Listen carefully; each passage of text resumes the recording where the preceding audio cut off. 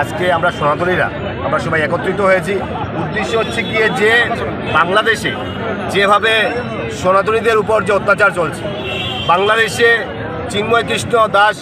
মহারাজজিকে যে অ্যারেস্ট করা হয়েছে, ওনার মুক্তি, নিঃশর্ত মুক্তি, এবং দ্বিতীয় হচ্ছে গিয়ে যে বাংলাদেশে যে সনাতনীদের যে যে হেনস্থা করা হচ্ছে, মন্দির ভাঙ্গা হচ্ছে, মঠ মন্দির ভাঙ্গা হচ্ছে, যে একটা বর্তমানের যে পরিস্থিতি, সেই পরিস্থিতি যাতে সুষ্ঠু সুন্দর পরিস্থিতি হয়, তার জন্য যাতে ভারত সরকার যাতে যথাযথ যাতে ব্যবস্থা নেওয়া হয়, তার জন্য আজকে আমরা এখানে এক হয়েছি।